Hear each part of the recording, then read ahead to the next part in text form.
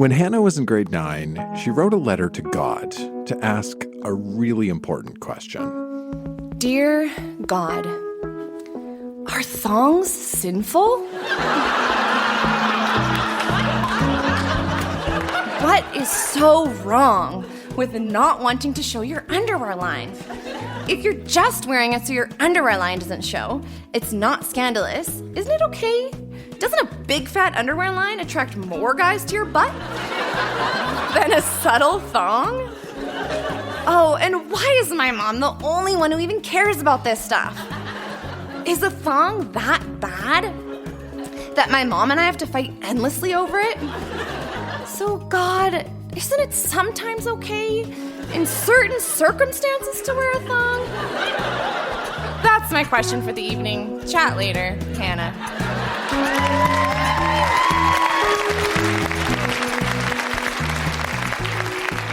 That's Hannah reading a letter she wrote in grade 9. I'm Dan Meisner, and this right now is Grown-Ups Read Things They Wrote as Kids. How are you doing tonight? This is a show where we go back in time to remember the good, the bad, and the awkward parts of growing up. This time recorded live in the Leacock Theatre at Mount Royal University in Calgary. We have Brotherly Love, a story about the beginning of the world, sadistic short fiction, and much more. This stuff is weird, it is wonderful, and like a thong, some of this stuff is very private. So think about who you were when you were a kid, and stick around.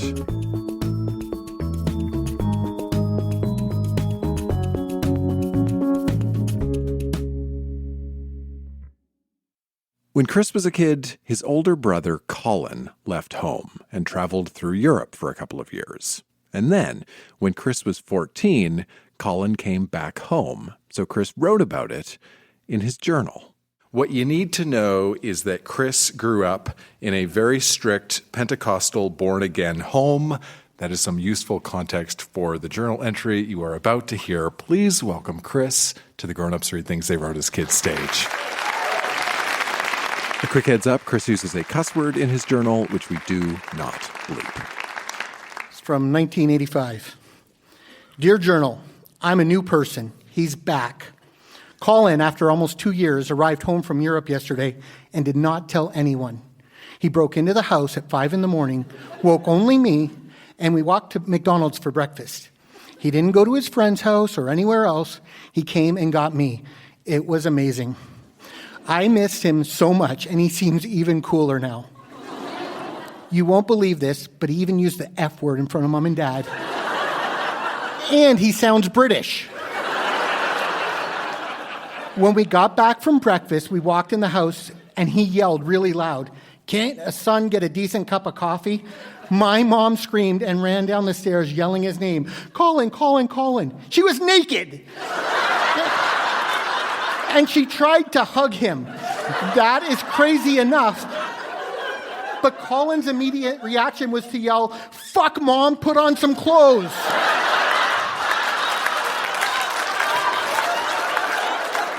He walked away. It was the funniest thing I have ever seen, but I don't ever want to see it again.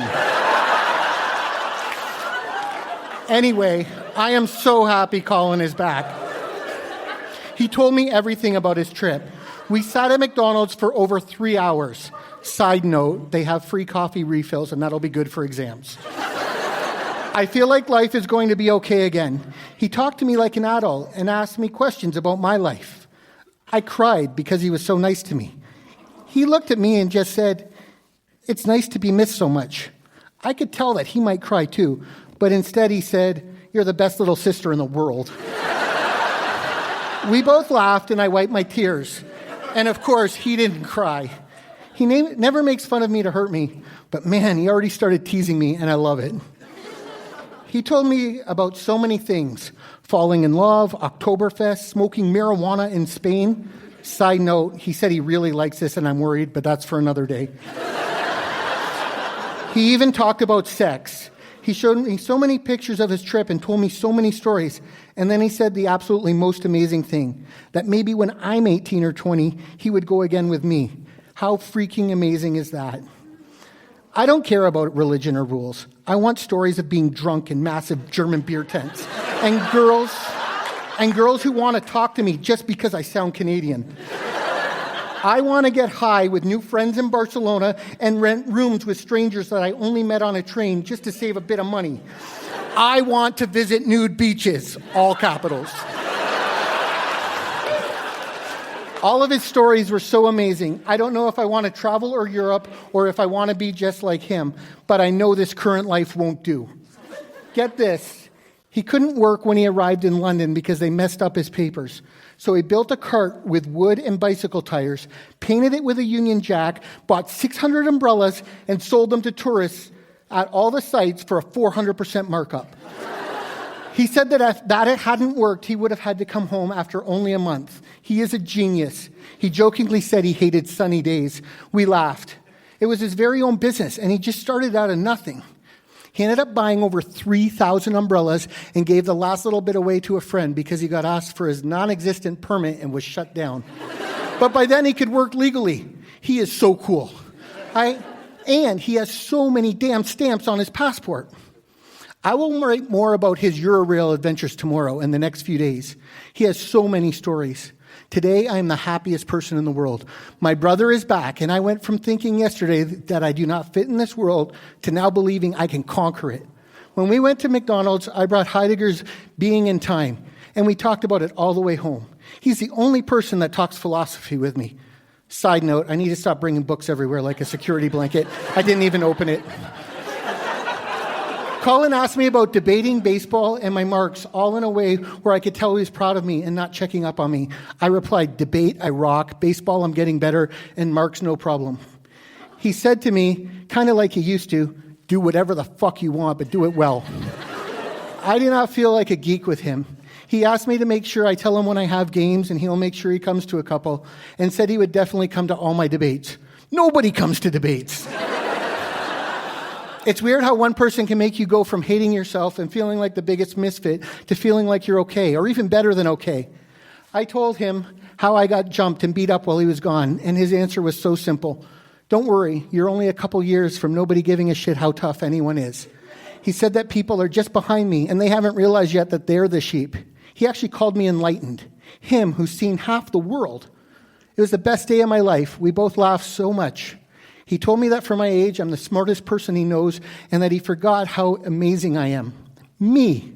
I cried a lot with him, and when we snuck out the house and were walking to McDonald's, and I cried and said I missed him so much, and I hated my life in Windsor with him gone, he said the best thing ever. He said, I love you too. I have the best big brother ever, and he and I are going to change the world. I'm going to be who I want, and I can't believe that I'm writing this, but in the words of the greatest big brother in the whole world, fuck off to anyone who gets in my way. I'm going to go with him tomorrow when he shops for a new motorcycle. P.S. He bought me the coolest Sex Pistols shirt, and he gave me a Sony Walkman, and not a cheap version, an actual Sony, and tons of mixtapes. He told me that when stuff arrives from England in boxes, I can have anything he doesn't want anymore. I love that he's back. I'm not worried about high school anymore. Talk to you tomorrow, next week. Life is great. The end.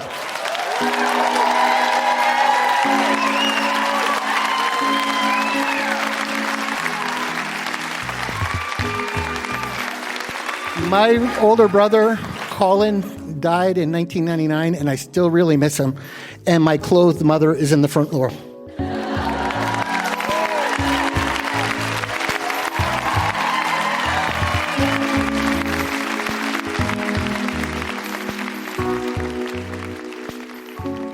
After the show, I asked Chris why he wanted to get on stage and share from his journal. I think I wanted to share my brother, not really a journal entry. I just wanted to reflect back on that time and honor my brother and remember my brother and think of good times. It's coming up on 20 years since he passed, and oddly enough, today is his birthday. And it just meant a lot to me to share his memory. We did have a special bond. I think part of it's just age difference. My brother was 7 years older than me, just lived life to the fullest. He was an adventurer. He skydived, he bungee jumped, he scuba dived. we just shared our time together, and he was pretty phenomenal to me. So we had a special bond. Yeah, I don't know how to explain that. I can tell you it's probably the most influential relationship on my life to this point, and probably will be forever. I loved him. I learned from him. He mentored me. He took me under his wing. He took care of me when I was down. And it was amazing, and I miss it still every day.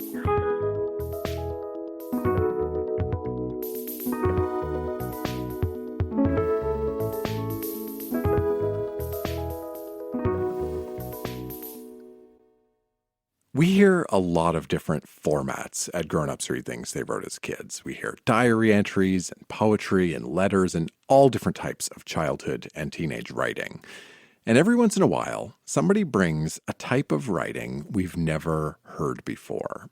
When Jackie was in grade 10, her social studies teacher gave the class an assignment.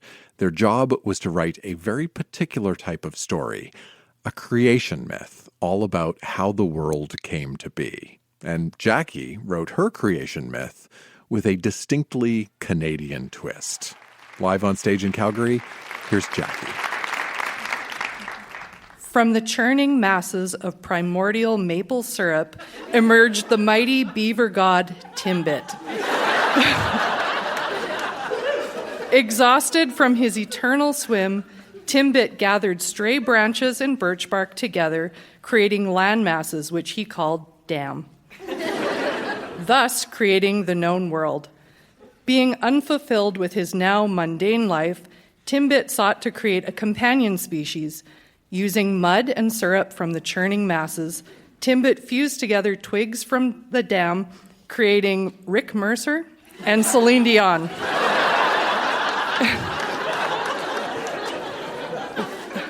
Who were to serve each other second only to Timbit. Mercer was content in his life of servitude, while Celine secretly toiled with mutinous schemes. But Timbit sensed her betrayal and told Mercer to banish her to the underworld, America. Upon hearing of her punishment, Celine lunged at Mercer, tearing his flesh with her talon-like claws and ripping out the majority of his hair, and swore to seek revenge. Celine was replaced by Anne Murray, who equally pleased Mercer. Life continued normally as Timbit created Samoyed, the sun god, who led a team of huskies that pulled the sun across the sky each day, and Luna, the polar bear, who rolled the moon across the sky each night. To begin their independence as a people, Timbit gave Mercer and Murray 3 gifts that would cover their basic needs: a toque, gumboots, and the blueprints for an igloo. The 2 lived happily for many years, and from them came all the creatures of the world today, except for the platypus, whose origin is unknown. Meanwhile, in the depths of America, Celine had been using the hairs torn from Mercer's head to genetically engineer a race of superior fiends to eliminate Timbit. She called them politicians. She set her army of darkness loose on the whole damn world. They proceeded to dynamite Timbit into thousands of miniature proportions, which they are still trying to eliminate today. But in honor of the fact that Timbit did create this damn world in which we live, the politicians in Canada dedicated our coin of second least value to this prominent beaver god.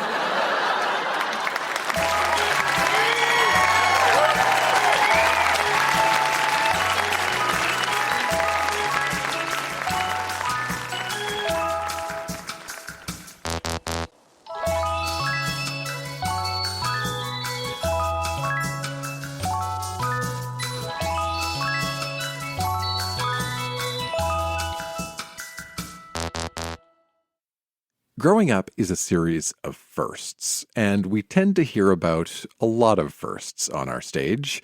First loves, first kisses, first heartbreaks. Our next reader, Marta, described her teenage self as boy crazy. And before the show, she told me that as a teenager, she would often fall in love with somebody new every single month. And she would often write about those people in her diary. Tonight, we're going to hear an entry that describes the night she lost her virginity. Please welcome Marta to our stage.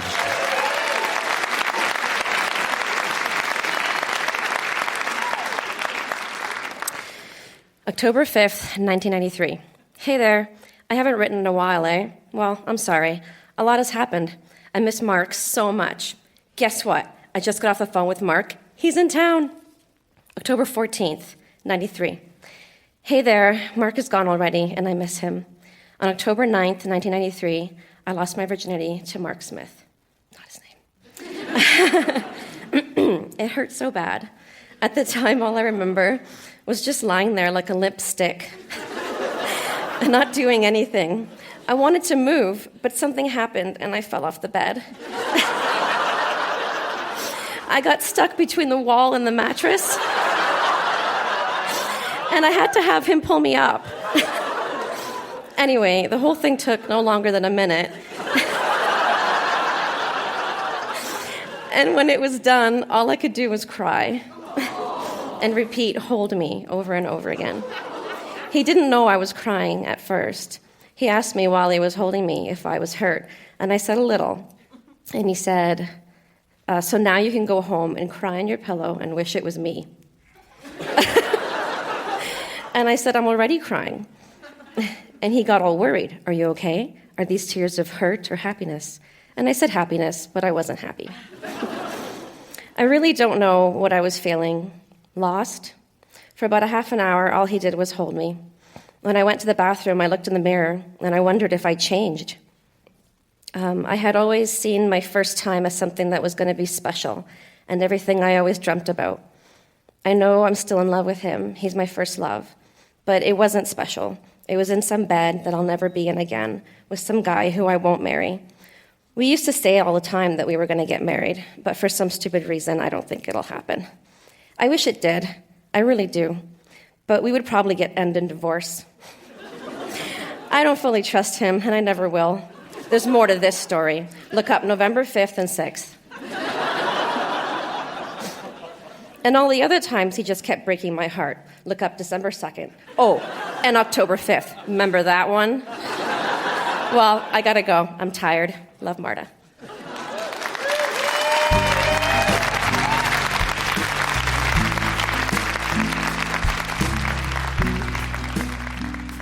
After the show, I asked Marta what made her share this piece in particular. I was going through my diary, and, you know, it was all boy crazy, boy crazy, boy crazy, and that's super fun. A lot of it is super fun and funny, and makes me roll my eyes at myself. But when I read to myself that day, when I lost my virginity, there was a lot more heart and soul and thought that was put into it. And I think that most of the audience could relate. And I thought maybe it was relatable.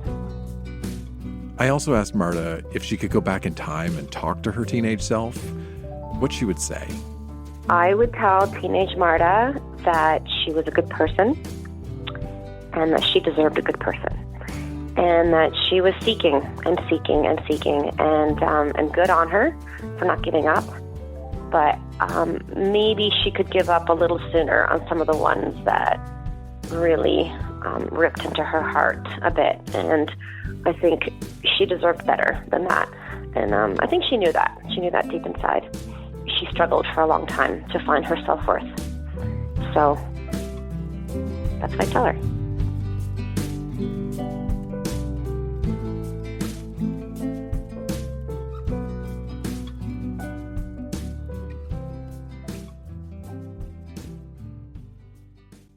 Our next reader, Stephen, brought two pieces of writing from very different times in his life. We'll hear a school writing assignment all about family pets, written in grade 3. But before that, a poem Stephen wrote at 14, entitled Life Without Love. Please welcome Stephen to the Grown Ups Read Things They Wrote as Kids stage.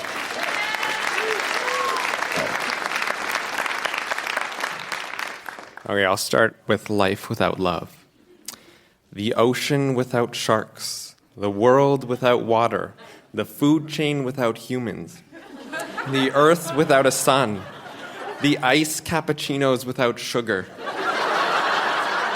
a loaf of bread without yeast, a fish without gills, a human without oxygen, a man without meat, an amusement park without rides, a sundae without milk, a pianist without a piano, music without lyrics, discovery of Canada without explorers, movies without actors, chocolate without cocoa, life without love. It just doesn't work. Sincerely, Stephen.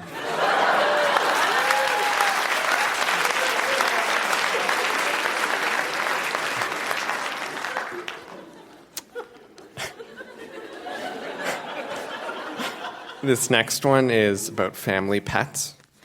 My bird's name is Sunny, and I got him from a guy that breeds birds. I love my bird because it is cute, funny, and it can talk. Our other bird died. Yeah.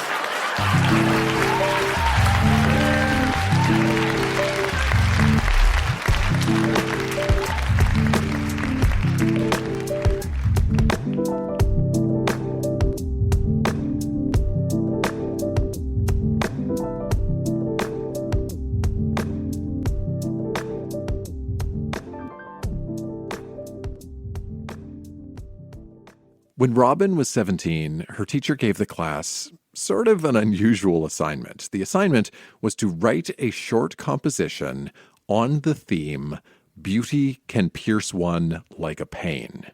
But the trick was, you weren't allowed to actually use the phrase, "Beauty can pierce one like a pain." So, in response to this assignment, Robin wrote a fairy tale. Please welcome her to our stage.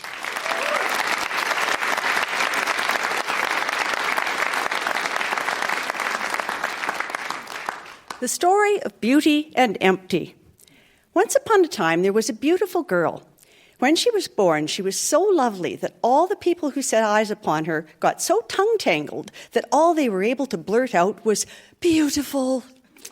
Thus, she came to be named Beauty Smith. Her last name should have been Huckaboard, but her parents didn't like the way it sounded with beauty.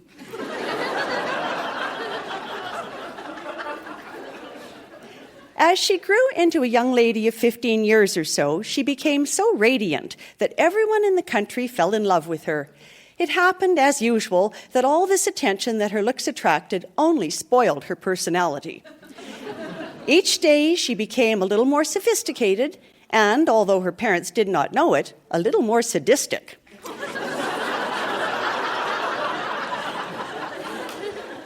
They didn't even wonder where her pets had disappeared to, or why her baby brother had not been seen for 3 weeks, or how the guard had managed to fall out of the 3-foot square tower window in full armor. After all, as long as it had not cost them any money, why worry about it? Day by day, Beauty began to realize more and more how much she could get away with. She soon had become a full-fledged sadist. One day, as usual, a handsome prince came into town to do some shopping. It just so happened that at the same time, Beauty was downtown buying herself a new herd of cattle to play with.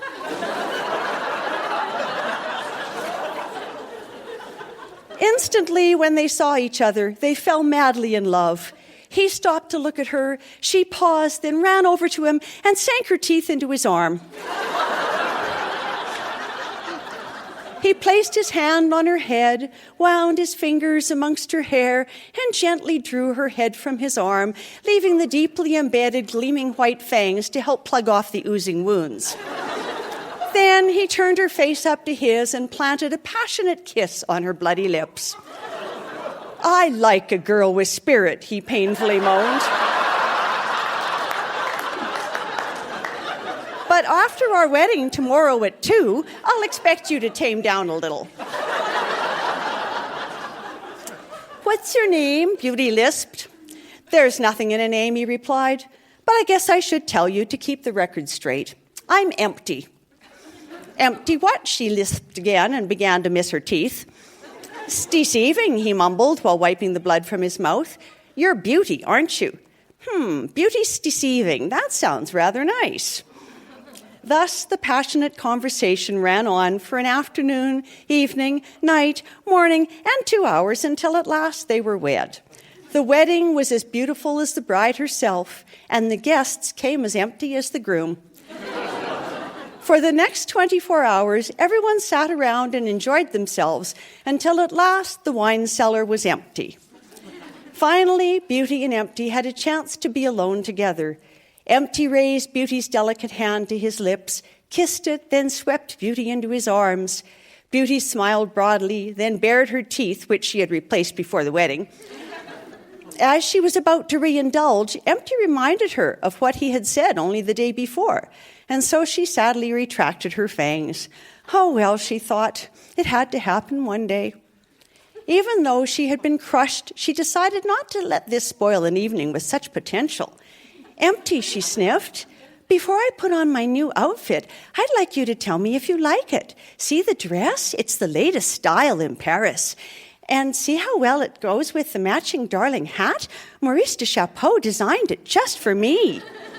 Oh, they're beautiful, he choked, but I'd rather look at them with you inside. Just a minute, you haven't seen the best part yet. Just look at this lovely hat pin, she exclaimed. Do you like it? It's gorgeous. Oh, I'm so glad you like it, she said, then calmly embedded it deeply into his chest. See how well it fits? Very daintily, Empty fell to the floor. For a moment or two, he writhed around in pain. Then, regaining his composure, he stated, Beauty, you have the ability to neatly penetrate a mortal in the same manner that the symptoms of some diseases do. The end.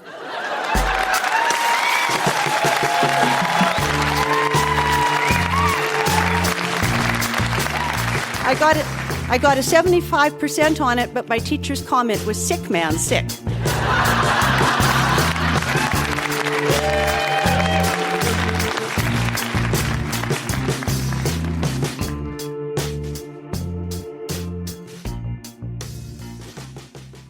Our next reader is Sarah, and Sarah is going to share some of the journal entries she wrote as a teenager, around 16 years old. She says these journal entries are partly the result of growing up going to a religious all-girls school and then meeting some boys at a high school musical.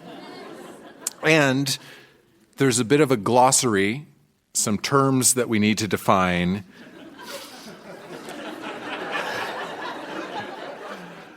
Pash is Australian slang for making out or snogging.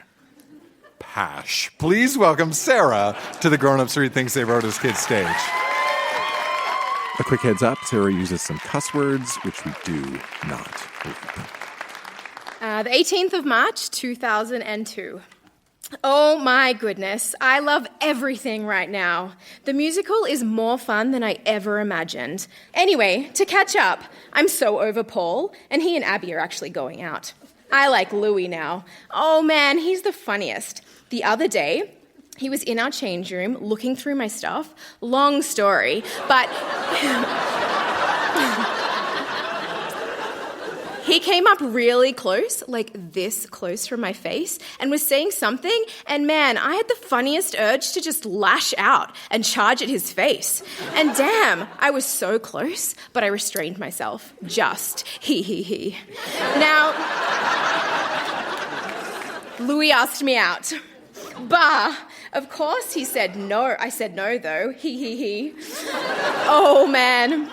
Louis is my boyfriend. Wow. We almost kissed, but it was only like the side of the mouth. I'm so scared. I see him tomorrow, so I'm ...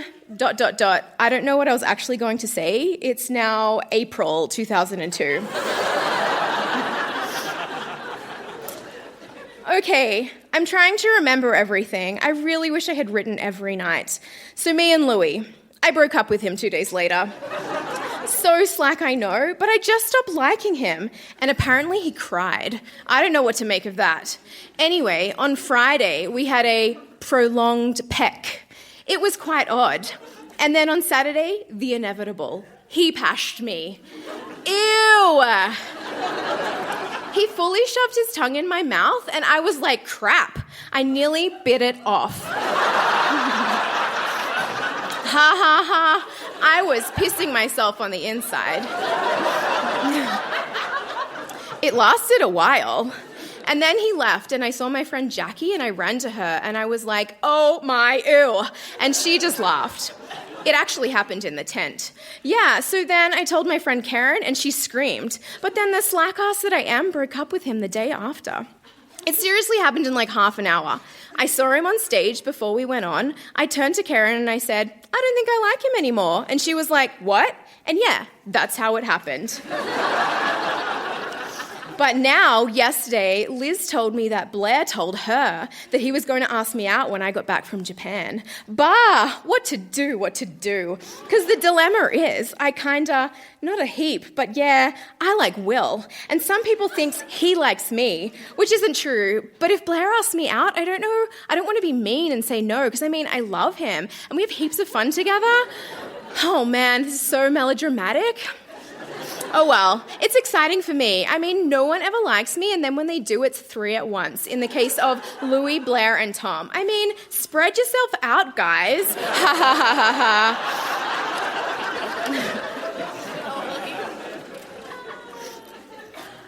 ha. Okay, the 3rd of July, 2002. This is titled Bastard Day. Well, I just had the most fartful conversation. Will, the bastard, just broke up with me. He wasn't feeling it. Who says that? Oh shit, I'm so annoyed. And the weird thing is, I felt it coming. I knew it was going to happen. I mean, I actually liked him. Of course he would break up with me. But I mean, it's good he did. I just wish I got in first. I mean, he kept going on about how he's going to bash people up and go get drunk and do drugs and go smoke, which is everything I'm against. And in group the other day, they were saying how it doesn't really work to go out with someone that's not a Christian. And I'm just taking a wild guess that he wasn't a Christian.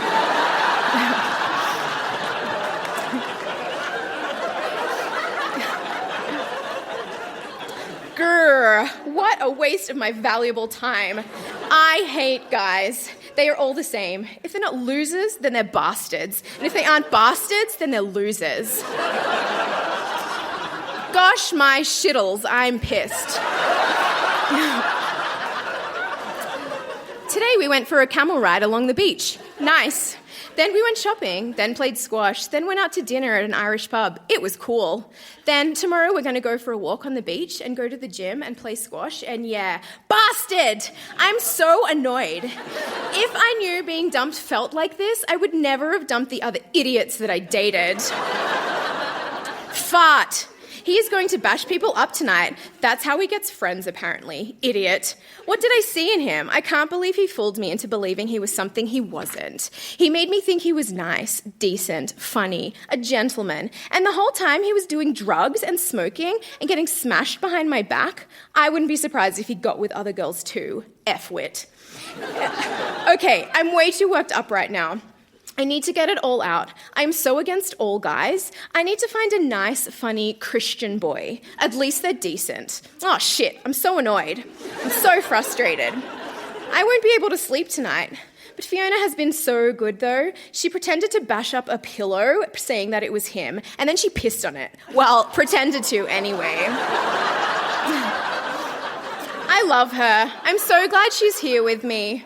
I couldn't have stayed this sane if I didn't have her here. I'm so pissed off. I'm glad he's gone now, but I miss him. He smelled so good and made me laugh and was so nice to me. The shit. It's all lies. I hate what I feel right now. I wish I didn't. I'm going to stop thinking about it. Okay, no more. Love, Sarah.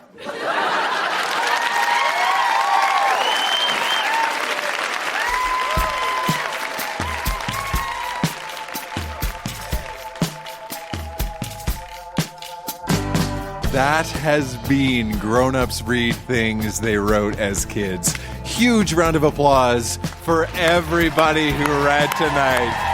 So good. Thank you to Devin for doing sound and lights tonight. Thank you to Emily and Sarah at the door. Thank you to everybody here at the Leacock Theatre. Thank you to me, Dan Meisner. Thank you to my wife, Jenna. Stick around, say hello, get home safe, and then dig up your own kid writing. We'll see you soon, Calgary. Good night.